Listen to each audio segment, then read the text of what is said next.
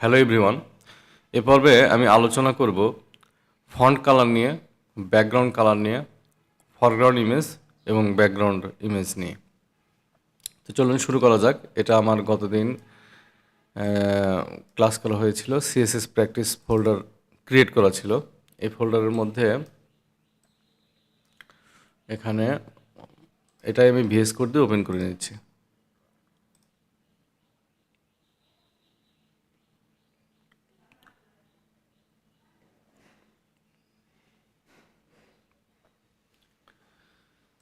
আচ্ছা, এখানে এগুলো কতদিনের কোড ছিল, এগুলো আমি ডিলিট করে দিই।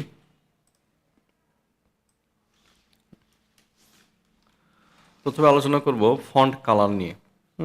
ফন্টের কালার, ফন্ট বলতে কোনো টেক্সটের বা লেখার কালার কীভাবে দেব। আমি এখানে একটা H1 নিলাম, যেখানে লিখলাম দিস ইজ হেডিং 1। এখানে একটা কিছু আমি ডেমো টেক্সট নিয়ে নিলাম।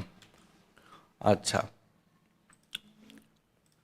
আমি যদি কোনো টেক্সটের কালার দিতে চাই, তাহলে আমি যে প্যারামিটার ইউজ করব সেটা হচ্ছে কালার। সরাসরি কালার লিখব। কালার নাম দিয়ে দিতে পারি, হেক্সাডেসিমাল দিয়ে দিতে পারি।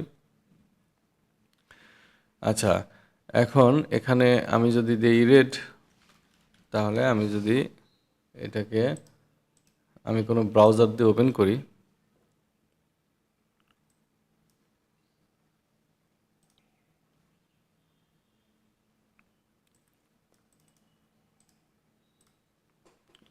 তাহলে এখানে টেক্সট দেখতেছি হেডিং, সেটা হচ্ছে রেড কালারের।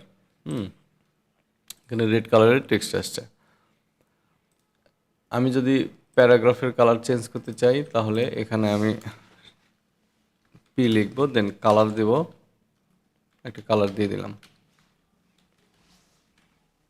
রিলোড করলে আমি এখানে পি এর কালার চেঞ্জ দেখতে পাচ্ছি।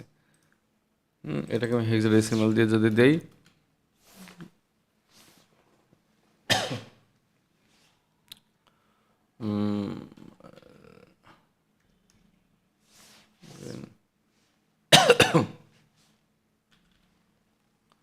এরকম একটা কালার দিলাম। রিলোড করলে এখানে এখানে সেই কালারটা হয়েছে। এই হচ্ছে আমার ফন্টের কালার। এবার ব্যাকগ্রাউন্ড কালার দেব। ব্যাকগ্রাউন্ড কালার কি, কোনো একটা বক্সকে যখন আমরা কালার দেব, টেক্সটকে নয়, কোনো বক্সকে যখন আমরা কোনো কালার দেব, তখন সেটা হচ্ছে ব্যাকগ্রাউন্ড। সেটা দেখি। H1-এর আমি যদি একটা একটা হোয়াইট দিই, তাহলে বুঝতে সুবিধা, বা একটা প্যাডিং দিলে কিছু জায়গা নিয়ে নেবে H1-এর মধ্যে। প্যাডিং আমি যদি 30px দিই, তাহলে চতুর্দিকে 30 পিক্সেল একটা প্যাডিং, মানে তার জায়গা বেড়ে যাবে। ঠিক আছে, এখানে কোনো পরিবর্তন আমরা দেখতেছি না। যখন আমরা ব্যাকগ্রাউন্ড দেবো তখন এটা বুঝতে পারবো। আচ্ছা, এটা না দিলে কি হয় সেটা, আচ্ছা থাক, আমি দেখতেছি পরে। এখানে আমি দিতে পারি ব্যাকগ্রাউন্ড। ব্যাকগ্রাউন্ড কি দেব, মনে করি ব্ল্যাক দিই, ব্ল্যাক টাইপের। তাহলে FF0000, না,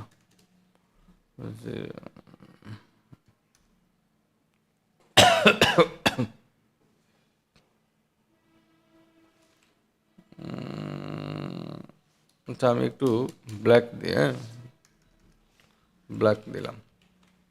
রিলোড দিলে এখানে কিন্তু আমার একটা ব্যাকগ্রাউন্ডটা ব্ল্যাক হয়ে গেছে। ঠিক আছে, এটা হচ্ছে ব্যাকগ্রাউন্ডের কালার দেওয়ার জন্য এভাবে ব্যবহার করতে হয়।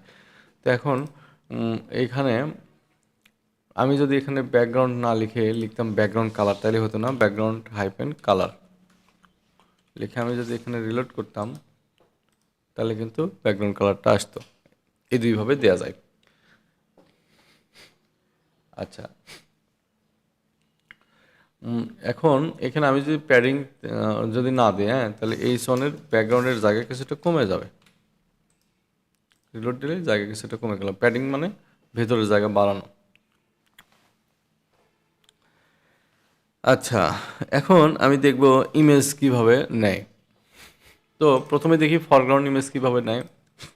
HTML এর মধ্যে আমরা যখন কোনো ইমেজ নেই, IMG ট্যাগের মধ্যে আমরা যখন কোনো ইমেজ নিই, সেটা হচ্ছে আমাদের এখানে রিলোড করলে এটা হচ্ছে আমার ফরগ্রাউন্ড ইমেজ, মানে হচ্ছে এটা এইচটিএমএল থেকে আসছে।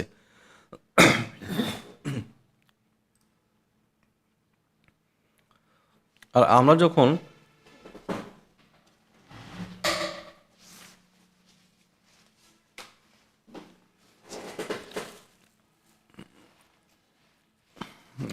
ব্যাকগ্রাউন্ড থেকে কোনো ইমেজ নিব, তখন সেটা আমরা সিএসএস থেকে নেব।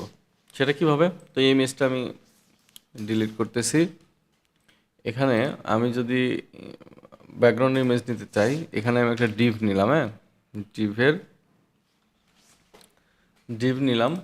আর এইখানে আমি যে ডিভকে একটা ওয়াইড দিই, ওয়াইড দিলাম 300 px, বা একটু বড় করি 500 px, আর হচ্ছে হাইট দিলাম 500 px, স্কোয়ারি করলাম। এখানে আমি লিখতে পারি ব্যাকগ্রাউন্ড, দেন হচ্ছে ইউআরএল, ইউআরএল দিয়ে এখন আমি এখানে আমার ইমেজেস ফোল্ডারের মধ্যে আছে একটা ইমেজ, আমি এখানে নিয়ে নিলাম। হ্যাঁ, এবার যদি আমি যাই এখানে রিলোড করলে দেখতেছি আমার ইমেজটা চলে আসছে। হ্যাঁ, এই যে ইমেজটা আমি নিয়ে আসলাম সিএসএস এর মাধ্যমে, এটা হচ্ছে আমার ব্যাকগ্রাউন্ড ইমেজ, এটা ফরগ্রাউন্ড ইমেজ না। ফরগ্রাউন্ড ইমেজ এইচটিএমএল এর মধ্যে যেটা নিয়ে আসা হলো সেটা ফরগ্রাউন্ড ইমেজ, আর সিএসএস এর মাধ্যমে যেটা নিয়ে আসা হলো এটা হচ্ছে আমার ব্যাকগ্রাউন্ড ইমেজ। আচ্ছা, ব্যাকগ্রাউন্ড ইমেজ কি আর কোনো ওয়েতে নিয়ে আসা যায়? হ্যাঁ, এখানে আমি যদি লিখি ব্যাকগ্রাউন্ড হাইপেন ইমেজ, তাহলে এখানে কিন্তু ইমেজটা আসবে। আচ্ছা, আরও অনেকভাবে হয়তো নেওয়া যায়, সেগুলো খুব একটা প্রয়োজন পড়ে না। এটা যে প্রয়োজন পড়ে সেজন্য আমি দেখাচ্ছি। আম, তো ঠিক আছে বন্ধুরা, এ পর্যন্তই আমার ভিডিও। যদি ভালো লেগে থাকে তাহলে অবশ্যই আমার চ্যানেলকে সাবস্ক্রাইব করবেন, লাইক কমেন্ট শেয়ার করবেন। সবাই ভালো থাকবেন। ধন্যবাদ সবাইকে আমার ভিডিওটি দেখার জন্য।